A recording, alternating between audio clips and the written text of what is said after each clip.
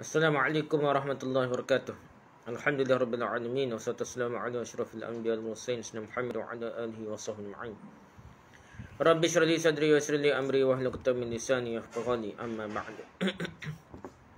Kita bersama balik kitab ni, Kitab Sabilal Muhtadin karangan Syekh Muhammad Arsyad Al-Banjari. Kita sambung bab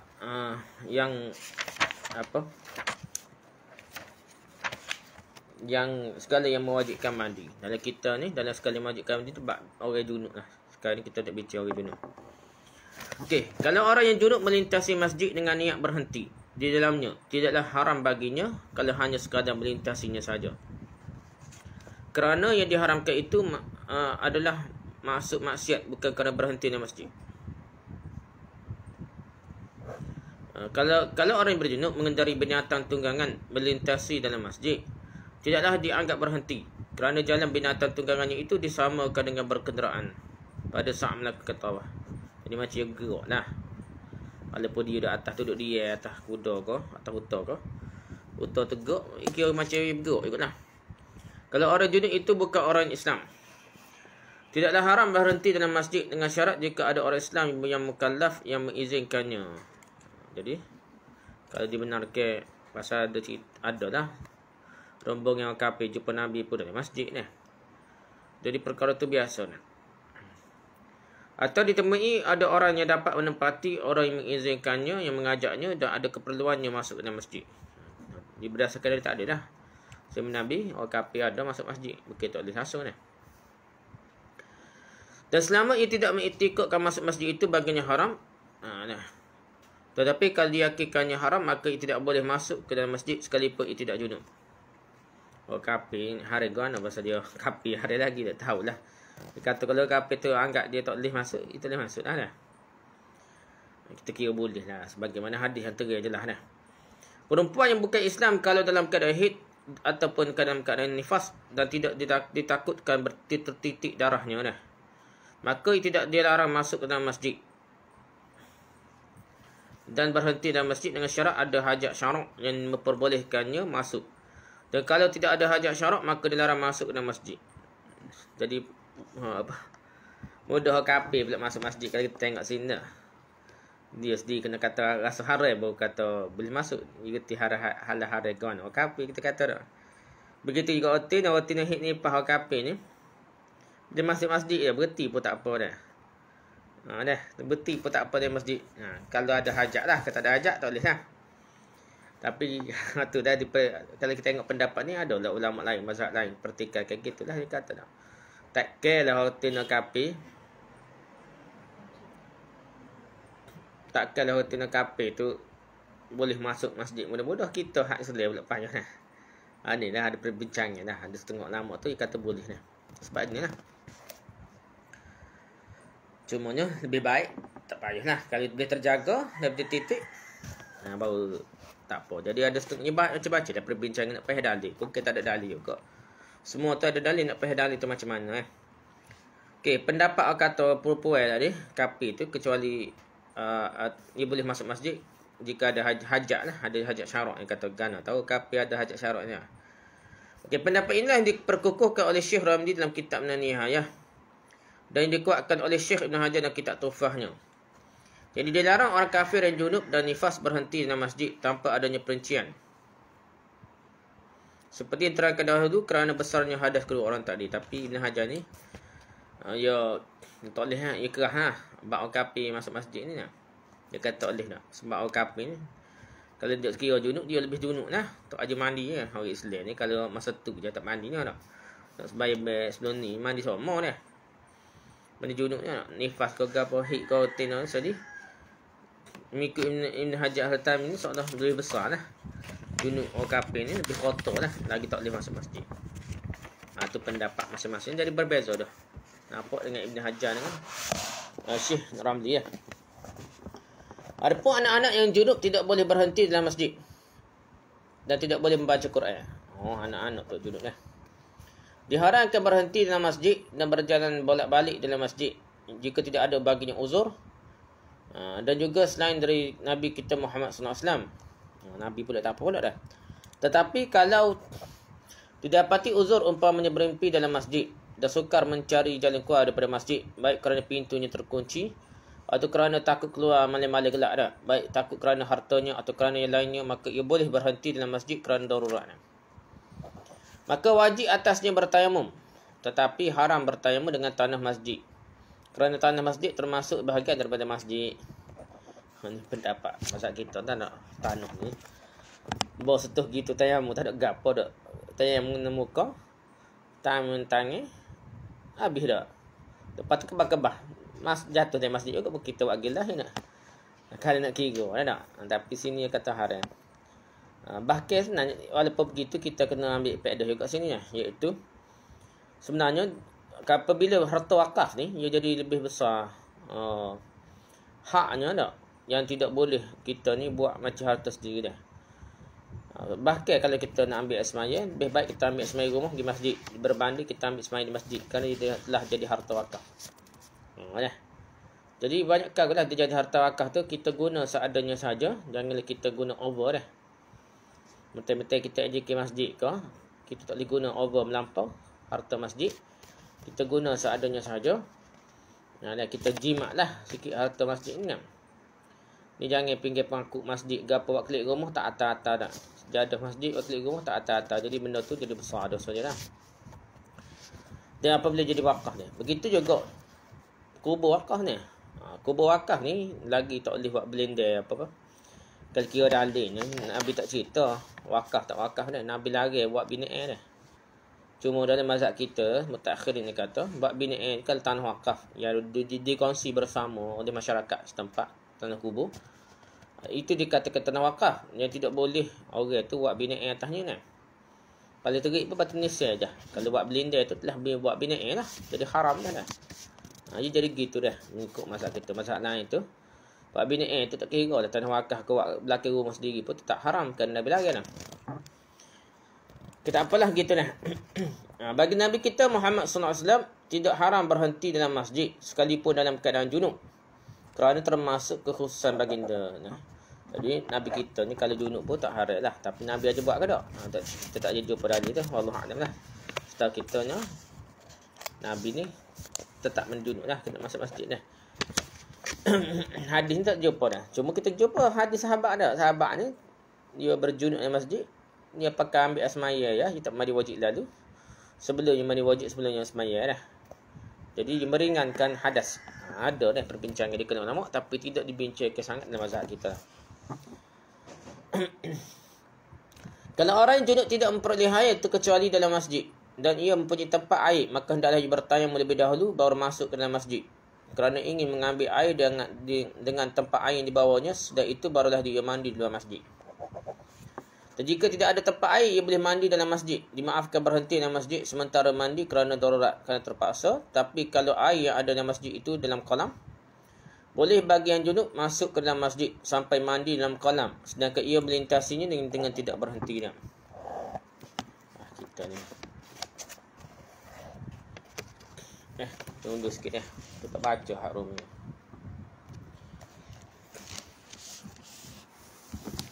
Hak jauh kita baca. Okey, masalah jikalau tiada memperoleh orang yang junub itu akan air melainkan dalam masjid dan ada sertanya berjana akan tempat air, hendaklah ia tayamum kemudian maka masuk ialah ke dalam masjid ni. Maksudnya dia tayamum dulu, bawa ceto ke bawa beldi dia, ambil air dalam masjid atau ambil luar, mandi luar lah. Kerana mengambil air dengan berjana itu kemudian maka mandi ia di luar masjid kalau boleh. Kalau ada beldi ke apa dah. Jika tiada ada baginya berjana, haruslah baginya mandi dalam masjid. Dalam kawasan masjid lah, tempat kolah masjid dah. Kira dalam masjid tu dah. Dan dimaafkan baginya berhenti pada masa mandinya kerana darurat. Tetapi jika ada dalam masjid itu air dalam kolam, haruslah bagi yang junub itu masuk ke dalam kolam tersebut supaya mandi ia dalam kolam itu, padahal lalu ia dengannya tiada berhenti dah. Jadi tak apalah, kira mudah lah, kira boleh lah. Kolam tepi masjid tu, tempat ambil semaya tu tak, ataupun kolah dia dah, kira boleh lah mandi situ dah. Masalah, jikalau lalu seorang lelaki-lelaki dengan isterinya dalam masjid, padahal jima' ia dengan dia sambil berjalan, haramlah atasnya yang demikian itu. Dan jikalau diharuskan bagi yang junub itu lalu dalam masjid sekalipun, dan jikalau berhenti lelaki-lelaki yang junub ia dan isterinya dalam masjid, kerana uzur, haramlah atasnya jima' dengan dia. Dan jika diharuskan bagi yang junub itu berhenti dalam masjid kerana uzur sekalipun, dan keluar dengan kata masjid itu madrasah. Madrasah ni panggil ataupun riba'. Musalla ke madrasah dulu panggil bahasa Arab madrasah juga tempat belajar dah. Dan musalla al-Eid, musalla al-Eid ni dulu kalau semaya raya dulu di padai dah, dia tak semaya di masjid. Lawan ni yang maya masjid dulu maya di padai dah. Maka tiadalah haram atas yang junub berhenti dan berulang-ulang dalamnya di tempat tadilah. Madrasah ke riba' ke musalla. Dah. Sebab itu bukan masjid. Dan haram pula atas orang yang Islam membaca Quran, dan jika ada ia kanak-kanak sekalipun, jika dengan dilafazkannya dengan lidahnya, sekira-kira didengar akan dia oleh dirinya sendiri dengan pendengaran yang gahara ni, pendengaran yang biasalah. Jika tiada ada di sana ingar, bising apa dah. Dan jikalau satu huruf sekalipun dengan qasad, niat membaca Quran sendirinya, atau surah lainnya, kerana sabda Nabi sallallahu alaihi wasallam, la yaqra'ul junuba walal haidha syai'an minal Qur'an. La yaqra'ul junuba walal haidha syai'an minal Qur'an. Artinya janganlah membaca orang junub dan perempuan yang haid akan sesuatu daripada Quran, tetapi wajib atas orang junub yang ketiadaan air dan tanah membaca Fatihah dalam sembahyang, kerana terhenti sah sembahyangnya atas membaca Fatihah, maka dari kerana inilah tiada harus baginya membaca surah yang lain daripada Fatihah. Kalau dia tak boleh ambil semaya ke gapo, dia semaya juga, semaya hormat waktu tak boleh baca surah lain, kata Fatihah sajalah. Adapun jika dibacanya akan Quran itu dengan hatinya juga atau dengan lidahnya, tapi tiada didengar akan dia oleh dirinya sendiri, seperti demikian itu, maka tiadalah ia haram. Dan tiada makruh, tetapi jika ada yang junub itu maka haram atasnya membaca Quran dengan isyarat dan menggerakkan dua bibirnya. Gok lidah tapi bibir tak gok dah. Ada juga gitu. Syahadan halal bagi orang yang junub membaca segala zikir Quran dengan tiada diqasad membaca Quran seperti bacanya. Tak kala hendak makan bismillah dan tak kala selesai daripadanya, atau tak kala bersin baca alhamdulillah, bukan niat baca Quran lah. Tak kala mengundur ia kenderaannya, mengendarai kenderaan dia, baca subhanallazi sakhkhara hadza tu sampai habis dah. Itu ayat Quran dah. Dan tak kala kedatangan musibah, innalillahi wa inna ilaihi raji'un, ada di Quran juga dah. Dan seperti zikir Quran, segala pengajarnya dan hukumnya dan qisasnya, apabila dibaca dengan tiada qasad Quran kerana tiada mencederakan ia akan ta'zim dari kerana Quran, hanya sahaja ala ia Quran dengan qasadnya juga. Jadi kalau niat baca Quran baru dah dikira baca Quran dah. Adapun jika tiada diqasadnya akan Quran seperti diqasadkannya, diniatkannya akan zikirnya atau pengajarnya untuk mengajar saja, atau hukumnya atau qasas ceritanya dengan sendirinya, iaitu tiada qasadnya akan sesuatu jua pun tiadalah haram atasnya, bukan niat atas baca Quran dah.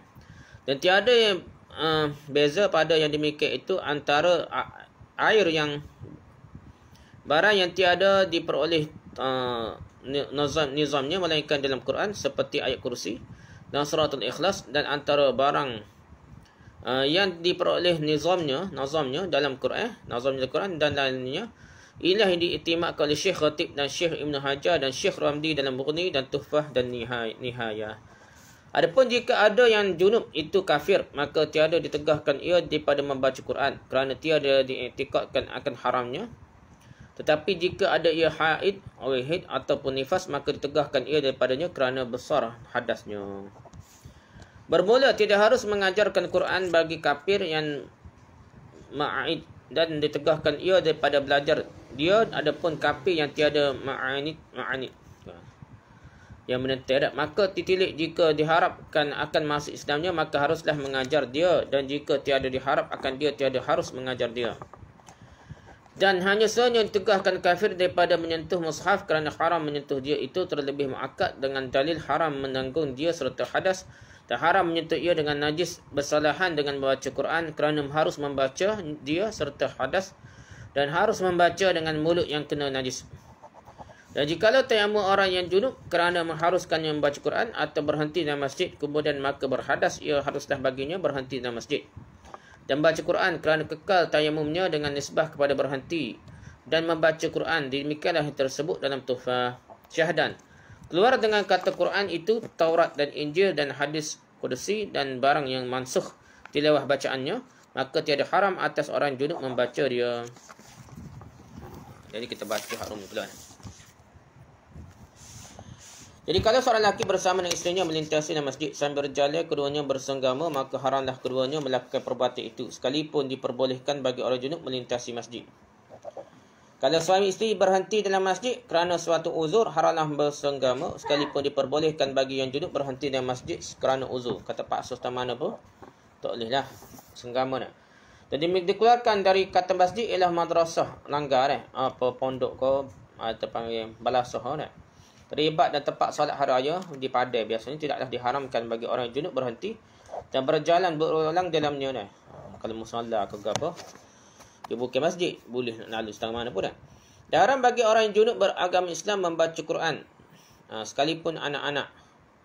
Jika dilafazkan dengan lidahnya sekira didengar olehnya dirinya sendiri menurut pendengaran biasa dan tidak di tempatnya bising. Sekalipun satu huruf dengan qasad membaca Quran saja atau dengan membaca yang lainnya dikira haram, tak dibaca dah. Kerana Nabi SAW bersabda la yaqra'ul junuba walal haidu syai'an minal Quran, janganlah membaca Al-Quran orang yang junub dan perempuan yang haid akan sesuatu dari Quran. Hadis ni lah ada perbincangan di kalangan ulama. Ada ulama hadis ni yang ada kritik beberapa perawi itu yang kata dhaif hadis ni lah.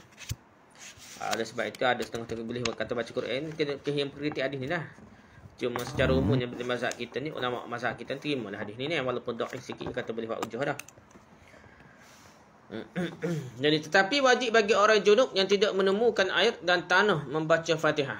Jadi orang junub air pun tak ada, tanah untuk buat tayamum pun tak ada, maka dia nak suruh ismaya hormat waktu lah kita faqidut tahurain kata tak, yang hilang yang tidak boleh dua alat penyuci tu iaitu air atau tanah, dia boleh baca Fatihah saja dari semaya dia. Dan dalam solat hormat waktu dia lah, solat zuhur hormat waktu ke solat subuh hormat waktu dah. Dalam solat kerana sahnya solat tergantung pada membaca Fatihah. Maka kerana itulah tidak diperboleh baginya membaca surah selain daripada surah Fatihah. Dia tak boleh baca nak sunat tak boleh lah dah. Baca surah lain. Dan kalau dibacanya Al-Quran dengan hatinya atau dengan lidahnya tetapi ia sendiri tidak mendengarnya, maka tidaklah haram. Baca dari hati ataupun dengan lidah gerak, mulut tergerak, maka tidaklah haram dan juga tidak makruh. Tapi jika yang junub itu keluh lidahnya, haram dah ia membaca Quran dengan isyarat dan menggerakkan kedua bibirnya. Kalau gerak bibir tak boleh pula dia kata tak. Wallahualam tu saya baca lah kira-kira dah. Macam mana lidah gerak mulut tergerak mulut tu. Terkiranya baca tak usah dah, tak boleh baca dah. Ikut mazhab kita ni. Halal bagi orang junub membaca semua macam zikir yang berasal dari Al-Quran dengan diqasakkan dengan diniatkan bukan Al-Quran. Niat zikir lah.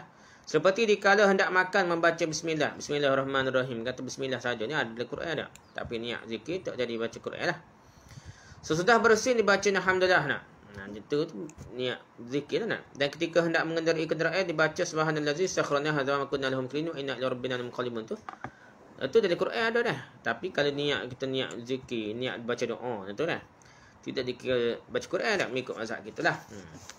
Mazhab lain kira boleh serupa je. Niat setengah mana pun tak jadi Quran tetap Quran.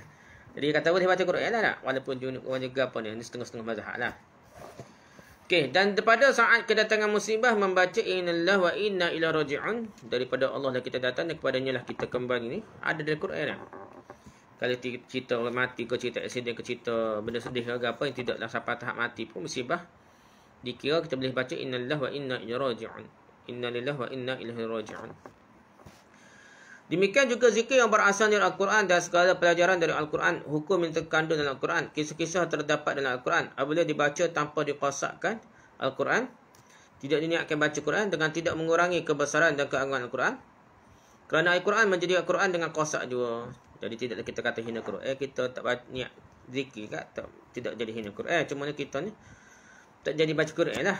Pasal baca Quran ni lebih pahala dia daripada baca doa dengan bersumber dari Quran sekali mana pun. Kalau kita tak niat baca Quran, ya kurang sikit segi pahala baca Quran tu. Tapi dia kata boleh lah.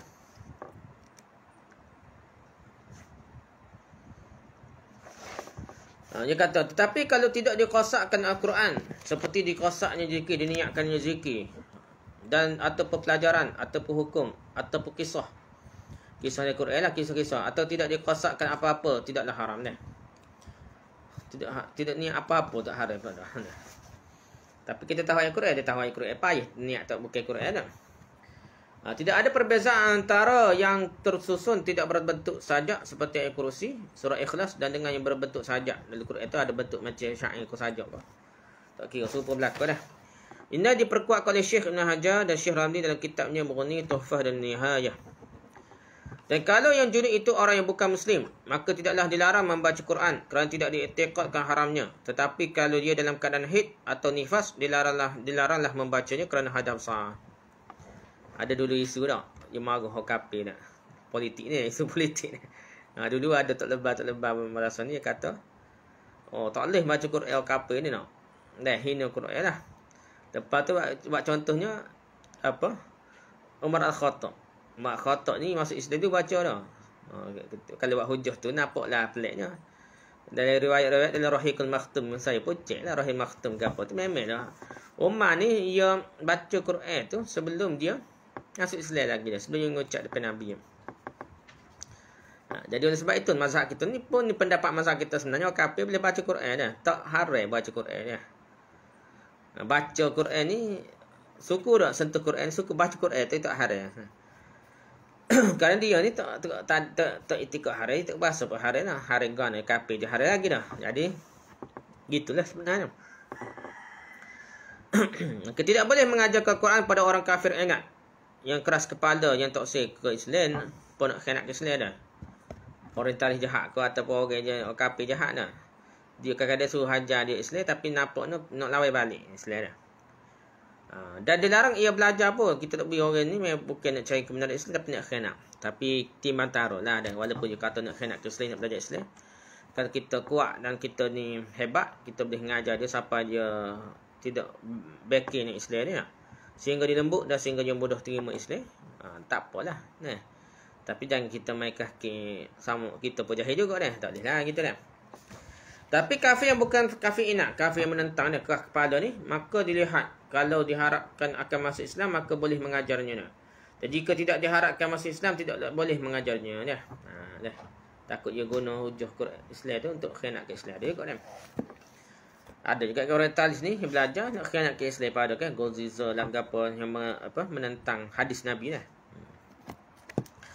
Dilarang kepada orang kafir menyentuh Al-Quran ini lebih keras tadinya dari yang diharamkan membawanya bagi orang yang berhadas, orang Islam yang berhadas, dan haram menyentuhnya dengan najis.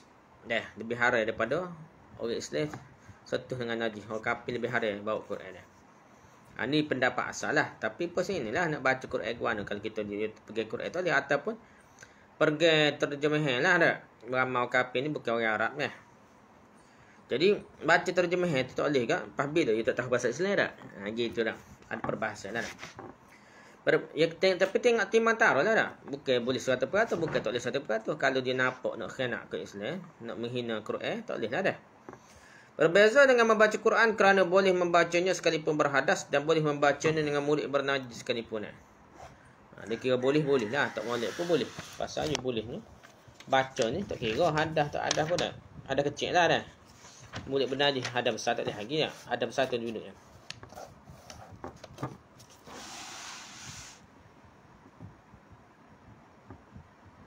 Okey, lepas tu dan kalau orang yang berjunub bertayamum, junub bertayamum kerana ingin diperbolehkan membaca Quran atau diperbolehkan berhenti dalam masjid dan membaca Quran dengan tayamum, masih dianggap dapat dipergunakan untuk berhenti dalam masjid dan membaca Quran. Demikian disebut dengan ketufah. Ada pendapat kata kalau nak baca Quran sikit kau nak berhenti dalam masjid sebentar tu boleh. Dia tayamum dah. Kalau tak ada nak cari air kau apa dah. Adalah. Ni ada perbincangan kita ni. Jadi kitab Tuhfah dah Syekh Ibn Hajar Al-Haytami ni. Dikeluarkan dari kata Al-Quran ialah kitab Taurat, Injil dan hadis Qudsi. Dan ayat-ayat yang masuk tilawahnya. Jadi kalau kitab Taurat, Injil, hadis Qudsi ke ataupun dia diriwayatkanlah kuat tak kuat ayat Quran yang katakan masuk, contohnya ayat rejam ni. Tidak ada dalam Quran ni, maka tidak lagi haram membacanya dia. Bagi orang junub tak haram baca dia. Okay. Habis tu kita pergi pada rukun mandi dah.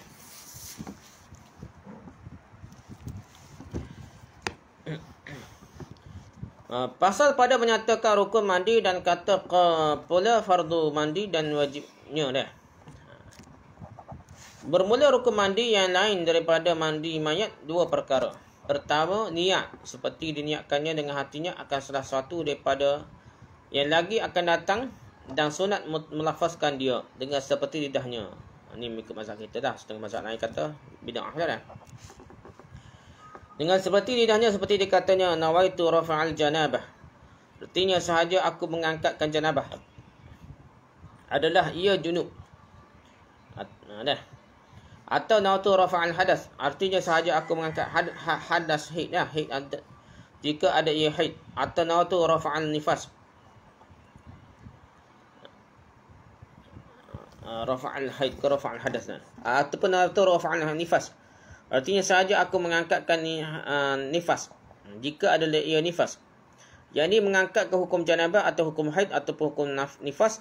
Seperti yang telah terdahulukan kenyataannya atau diniatkannya mengharuskan yang am. Yang mengandung ia akan tiap-tiap satu daripada yang berkehendak kepada mandi. Seperti sembahyang dan tawaf dan baca Quran. Dan berhenti dalam masjid dan mentamkinkan halil. Dan barang sebagainya seperti dikatanya nawaitu istibahatu syai'un muftakirun ilal ghusl. Artinya sahaja aku mengharuskan sesuatu yang berkehendak kepada mandi atau diniatkannya mengharuskan yang haid yang khas daripada yang berkehendak kepada mandi seperti katanya nawaitu istibahatus solah. Artinya sahaja aku mengharuskan sembahyang atau diniatkan dengan katanya nawaitu ada al-fardul ghusl.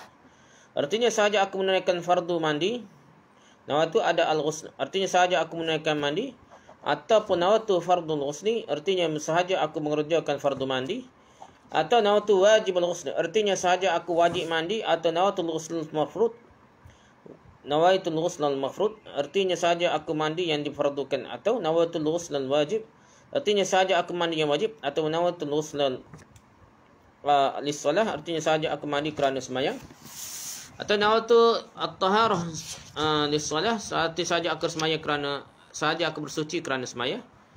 Ataupun nawaitu taharah al-wajibah, artinya sahaja aku bersuci yang wajib. Atau nawaitu rafa'al hadas, artinya sahaja aku mengangkatkan hadas.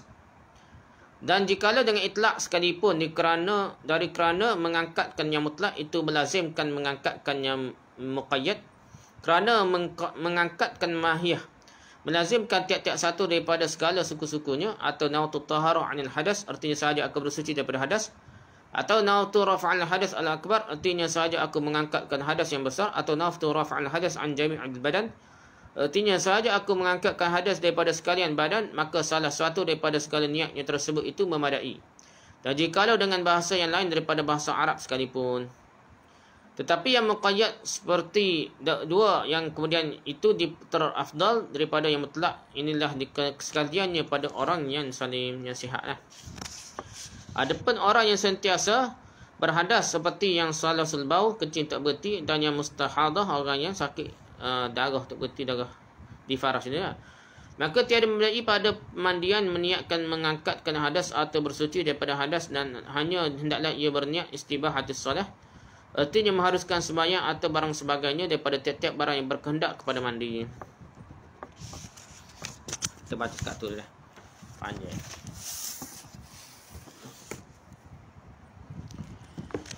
Okey, rukun mandi dah. Rukun mandi juga dinamakan fardu mandi dan wajib mandi. Rukun mandi selain dari mandi mayat ada dua perkara dah. Pertama niat.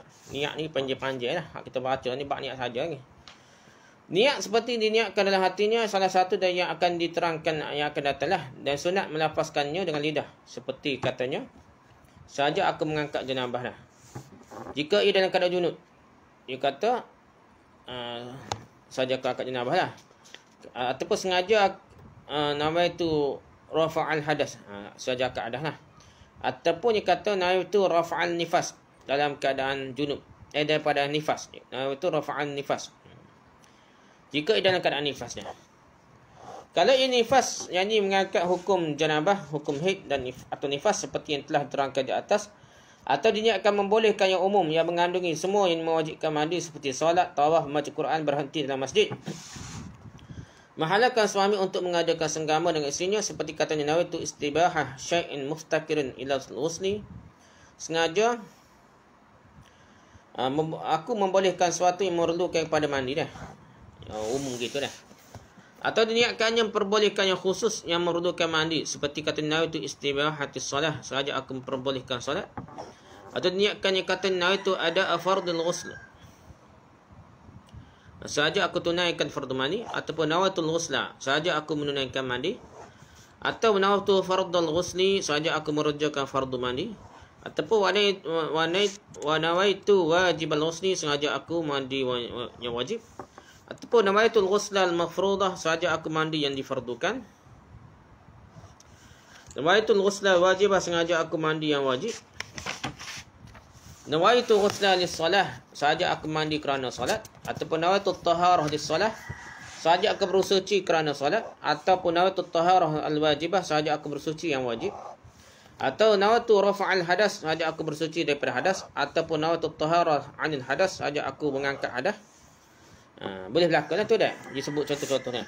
Dengan secara umum sekalipun, kerana mengangkatkan yang umum dengan sendirinya, mengangkat yang khusus kerana mengangkat intinya yang menyebabkan tertentu untuk sebahagian dan kesatuannya. Atau nawaitu rafa'al hadas al-akbar, sengaja aku mengangkat hadas besar. Ataupun nawaitu rafa'al hadas an jami'al badan, sengaja aku mengangkatkan hadas dan sekalian daripada sekalian tubuh aku dah. Maka dan salah satu bentuk niat tersebut di atas dapat dipergunakan, sekalipun bukan dengan memakai bahasa Arab, tapi yang muqayyad khusus seperti dua lafaz yang terakhir itu yang lebih baik daripada yang umum. Inilah sekalian lafaz niat bagi orang yang sihat. Dari terakhir ni waktu rafa'al hadas akbar tu dengan waktu rafa'al hadas an jami'al badan tu lebih baik kata Ibn Lihat lain itulah. Dan bagi orang yang sentiasa berhadas seperti yang terus-menerus keluar air kencingnya, salasul baulnya, dan perempuan yang mustahadah, yang penyakit istihadah tu, darah istihadah tu sama, maka tidak membedai pada mandinya mengangkat hadas atau bersuci dari hadas, tapi hendaklah berniat istibahatis solah. Ini mazhab kita lah. Artinya untuk membolehkan salat atau seumpama itu, dan setiap yang hendak diperbuatnya sesudah mandi. Tidak cukup dia berniat nawaitul ghusla dan nawaitul taharah, sahaja aku bersuci tak pada. Kerana mandi atau bersuci itu terkadang-kadang mandi biasa berbeza dengan wuduk seperti yang dihuraikan dahulu. Jadi mandi biasa ni ghusla ni tak pandai. Pasal mandi yang nak sini mandi wajib lah. Mandi yang disyariatkan lah.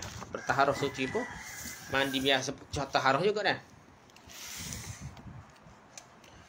Okay, tiada memadai nawaitul ghusla artinya sahaja aku mandi, dan nawaitul taharah artinya sahaja aku bersuci.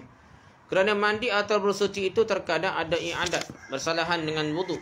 Wuduk ni tak apalah, kita memang wuduk ni memang perbuatan itu fix dah, macam tak serupa mandi biasa dah. Seperti yang terdahulu perkataannya atasnya pada tempatnya syahadan. Jikalau ada atas seorang perempuan janabah dan haid umpamanya, maka diniatkannya pada mandinya mengangkatkan janabah jua atau mengangkatkan haid jua, memadailah akan dia niatnya. Maka terangkatlah sekalian hadas yang atasnya kerana masuk haid pada janabah pada surah pada bentuk yang pertama, dan masuk janabah pada haid pada surah yang kedua. Dan jikalau ada atas seorang perempuan itu haid jua, tiada janabah, maka diniatkannya pada mandinya mengangkatkan janabah yang tiada ia atasnya. Atau ada atasnya janabah jua, tiada haid, maka diniatkannya pada mandinya mengangkatkan haid yang tiada ia atasnya. Atau ada atasnya janabah jima', tiada janabah ihtilam, maka diniatkannya mengangkatkan janabah ihtilam yang tiada ia atasnya. Atau ada ia atasnya janabah yang ihtilam, tiada janabah jima', maka diniatkannya mengangkatkan janabah jima' yang tiada ia atasnya, maka ditilik pada sekalian yang empat masalah itu. Jika ada ada yang demikian itu dengan tiada sahajanya, hanya kerana tersalah jua, maka iaitu memadailah akan dia. Maka terangkatlah hadas yang atasnya, dan jikalau ada ia dengan sengaja, maka tiadalah memadai. Tapi jika ada atas perempuan itu haid jua tiada nifas, atau atasnya nifas jua tiada haid, maka diniatkannya pada mananya mengangkatkan yang tiada ia atasnya, iaitu memadai akan dia. Niat nak mandi haid padahal nifas, nak mandi nifas padahal haid. Jadi mandi dia tak seluas-luas ha. Dan jikalau dengan disengaja sekalipun, kerana nama nifas itu setengah daripada sekalian nama haid. Nifas ni kadang-kadang darah juga masuk dia dah. Darah haid pun nama nifas juga. Haid pun nifas juga, dia tukar dah. Dan lagi nifas itu darah haid yang berhimpun, maka disebutkanlah nifas itu atas haid. Jadi kalau niat nipah ke haid ni serupa je. Tak apalah, jadilah. Itu maksudnya khusus ni sebut khusus pada benda lainnya. Tapi kalau orang nifas ni dengan haid ni tukar dua tu tak apa, sebab benda sama. Dalam bahasa Arab nifas dan haid ni darah berlaku dah. Junub tu lain, tapi kalau junub tu boleh, niat junub pun boleh, haid pun serupa je, boleh juga. Niat mandi wajib saja boleh dah. Okey, kalau seorang perempuan umpamanya dalam keadaan janabah atau haid, maka diniatkannya dalam mandinya mengangkat hadas janabah saja atau mengangkat hadas haid saja. Memadailah niatnya. Boleh dah dah. Kerana semuanya hadasnya terangkat dah. Dia terangkat belaka dah. Dia haid tapi niat mandi janabah. Mandi wajib kau dah. Ataupun mandi wajib lagi dah, lagi umum lagi boleh dah. Salah sebut ataupun sebut salah sebut dah, tak apa lagi. Haid masuk dalam janabah. Haid ni termasuk dalam janabah dalam bentuk pertama dah. Dan janabah masuk dalam haid dalam bentuk kedua dia. Boleh juga dah. Kalau seorang perempuan hanya haid saja lalu diniatkannya dalam mandinya mengangkat haid atau janabah kerana senggama bukan kerana mimpi, lalu diniatkannya mengangkat janabah kerana mimpi, atau janabah kerana mimpi bukan kerana bersenggama, lalu diniatkannya mengangkat hadas kerana senggama, maka dalam keempat masalah ini di atas dilihatlah kalau semua itu terjadi kerana bukan sengaja atau kerana tersalah, maka memadailah niatnya, terangkatlah hadasnya yang ada padanya, dan kalau dengan sengaja maka tidaklah memadai. Ni kalau dia khusus tu detail lah.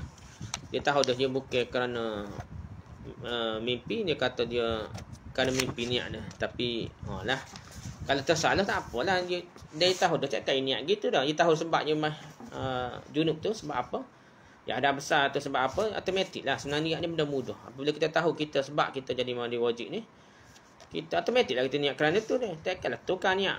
Kalau tersalah tu, tak sengaja tak apalah dah.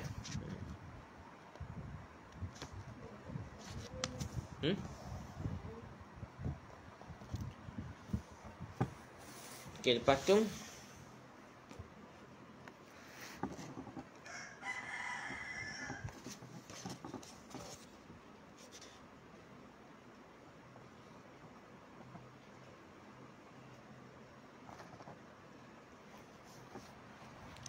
tapi kalau perempuan itu hanya haid saja bukan sengaja atau kerana tersalah, maka madailah niatnya, terangkatlah hadas yang ada padanya, dan kalau dengan sengaja maka tidaklah madai. Kalau betul-betul sajalah dia tahu sebabnya khusus dia. Tapi tadi kita cerita dah kalau melibatkan haid dengan janabah ni tukar tak apalah dah. Tapi kalau perempuan itu hanya haid saja bukan kerana nifas, atau nifas bukan kerana haid, maka diniatkannya dalam mandinya mengangkat yang bukan hadas baginya dah. Dia pada hadir haid, ini mandi nifas, ataupun dia nifas, ini mandi haid, maka memadailah sekalipun walaupun dengan sengaja, kerana nama nifas itu sebahagian daripada semua nama haid dah. Nifas itu sebahagian daripada nama haid, dan nifas itu darah haid yang terkumpul, kerana itu nifas dinamakan juga haid. Ikut bahasa Arab pun ada hadis Nabi tu sebut serupa je. Nabi sebut nifas dah. Padahal Nabi cerita pasal haid dah. Ulama hadis pun tahu dah. Ulama faham tu masuk haid walaupun Nabi sebut nifas. Dalam kalau seorang berjunub berniat dalam mandinya mengangkat hadas kecil dengan disengajakan, tidaklah sah niatnya. Benar. Sudah sikit.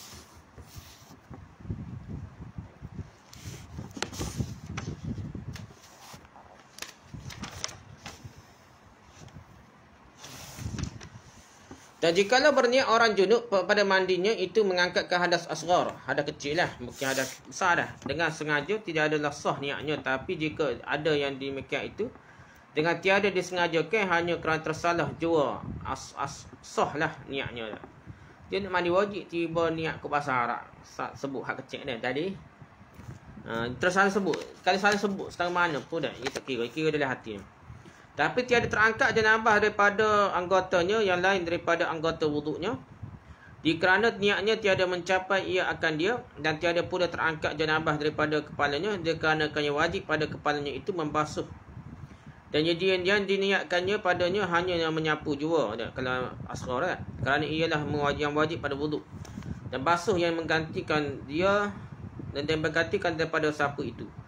Tiada berdiri ia pada tempat basuh dan terangkat janabah daripada sekalian anggota wuduk yang lain daripada kepala. Dan terangkat hadas asghar daripada sekalian anggota wuduk.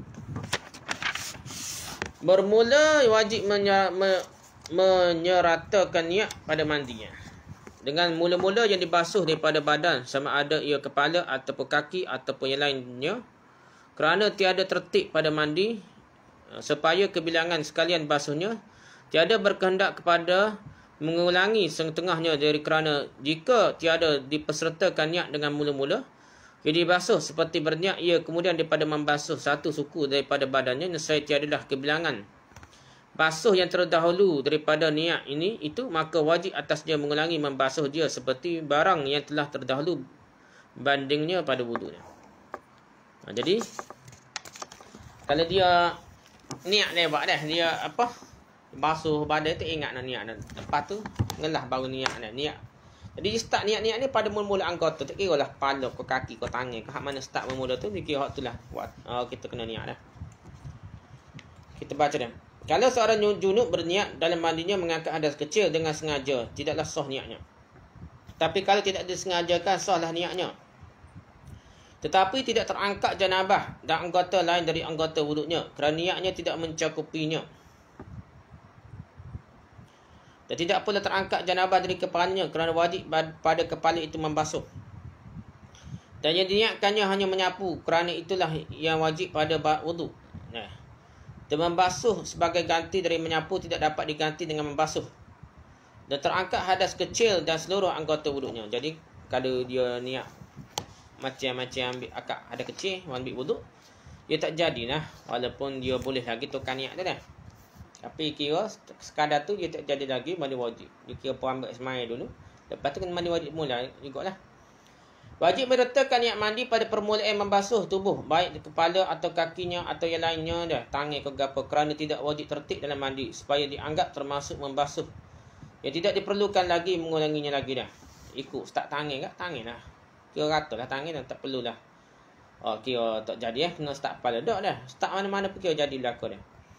Kalau tidak disertai niat pada mula-mula membasuh seperti berniat sudah membasuh salah satu anggota dari tubuhnya, maka basuhan yang terdahulu dari niat itu, maka wajib mengulangi semula membasuhnya seperti yang diterangkan dahulu persamaannya dalam wuduk. Kalau wuduk kita tak niat dah, basuh muka tak niat, basuh tangan kena start mula lah kalau wuduk dah. Tapi kalau mandi ni tak perlu start mula, ya basuh teringat basuh kaki baru teringat aku tak niat mandi wajib dah. Jadi kaki tu kira macam mau mula start niat dah. Jadi body dengan kepala dia tu kira lepas tu lah, lepas basuh kaki. Jadi kedia dah. Pasal dia nya tak niat mula. Okey, habis tu rukun pertama niat. Panjang bab niat ni dah. Pada niat ni perkara yang paling mudah. Sepatutnya tak perlu dah. Panjang dah. Habis kurang dah niat ni dah. Tahu kita nak buat gapo kira itulah niat dah. Okey, yang kedua. Rukun yang kedua daripada rukun mandi menyampaikan air dan mengalirkan dia kepada sekalian zahir badan hingga sekalian kuk tangan dah. Celah-celah tangan dah. Dan kaki dan barang yang di bawah kuku kaki, di bawah kuku dan sekalian rambut, kepala dan sekalian bulu badan dan kulit yang tempat tumbuh rambut dan tempat tumbuh bulu, dan jikalau ada rambut dan bulu itu tebal sekalipun, melainkan bulu yang tumbuh pada biji mata dan yang tumbuh dalam lubang hidung, maka tiadalah wajib membasuh dia. Dalam lubang hidung di telinga tak wajib dah. Dan wajib menguraikan pintalan rambut yang dipintal jika tiada sampai air kepada batinnya. Melainkan dengan diuraikan, melainkan rambut yang tersimpul ia dengan sendirinya, maka tiada wajib membasuh batinnya, hanya wajib membasuh zahirnya jua. Dan wajib menyampaikan air kepada barang yang zahir daripada lubang telinga dan barang yang zahir daripada lubang hidung, dan barang yang zahir daripada tempat potongan hidung yang terpotong.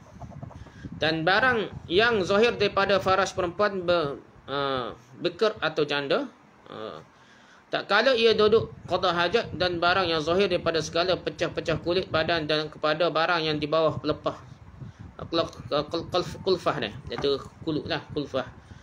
Zakar orang yang aklaf, ia berkulut lah, ia tak sunat lagi. Dan kepada sekalian tempat perlipatan kulit badan dikarenakan hadas akbar melengkapi ia pada sekalian yang tersebut, itu maka wajib menyampaikan air pada meratakan dia kepada sekalian hingga jikalau tiada sampai air kepada satu suku daripada yang tersebut itu, tiadalah terangkat hadasnya daripada suku itu.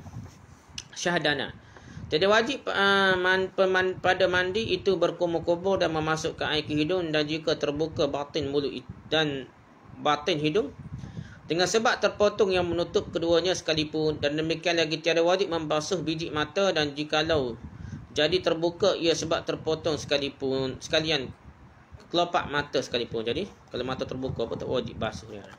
Mata ni tidak wajib buka mata kita nak mandi wajib dah. Sikit sudah dah. Jadi kedua ni, rukun yang kedua ni dalam mandi wajib ni, menyampaikan air dan mengalirkannya ke seluruh bahagian luar tubuh sampai ke kuku tangan, kaki dan yang di bawah kuku lah. Dan seluruh rambut kepala dan seluruh bulu badan, kulit tubuh mana tempat tumbuh rambut dan tempat tumbuh bulu, sekalipun rambut dan bulu tak ditebal, terkecuali bulu yang tumbuh pada biji mata dah, dan yang tumbuh dalam lubang hidung, tidak wajib membasuhnya. Wajib menguraikan pintalan rambut kalau rambutnya dipintal, kerana ditakutkan air tidak sampai ke dalamnya, terkecuali dengan diuraikan. Kalau diurai baru rata, barulah kita nak buka. Kalau tak urai pun rata, tak apalah. Tetapi rambut yang kusuk tidaklah wajib membasuh sampai ke dalamnya, hanya wajib membasuh luarannya saja dah. Dah. Wajib menyampaikan air ke lubang telinga dan bahagian luar lubang hidung dan luar hidung yang terpotong dah. Wajib menyampaikan air ke bahagian luar faras wanita perempuan yang perawan dan janda pada saat ia duduk buang air besar, luar tubuh yang pecah-pecah dan di bawah kulit tutup kepala zakar bagi orang yang ada kulub lah. Dan keseluruhan pelipatan kulit tubuh, kerana hadas besar merasa ke seluruh bahagian tubuh yang disebut, maka wajib menyampaikan air dan meratakannya ke seluruhnya hingga kalau air tidak sampai ke satu bahagian dari bahagian-bahagian tadi, dan tidaklah terangkat hadas dari bahagian itu. Jadi kena perhati belaka semua air itu ke seluruh tubuh lah.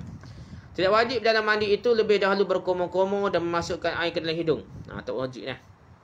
Sekalipun terbuka mulut dan hidung dan dalamnya terpotong lah. Mulut terbuka, hidung terbuka pun, ataupun hidung terpotong pun tidak wajib masuklah ke dalam dah. Zahir luar dah. Demikian lagi tidak wajib membasuh biji mata sekalipun terbuka kerana luka, sekalipun kelopak mata. Kelopak mata tu cari ke apa, setengah mana sampai buka, tak boleh nak tutup mata dah. Tetap tak wajib juga meratakan air masuk dalam mata dah. Wallahu a'lam. Subhanakallah walhamdika, subhanakallah walhamdika, subhanakallah walhamdika, la ilaha illa anta, astaghfiruka wa atubu ilaik. Assalamualaikum warahmatullahi wabarakatuh.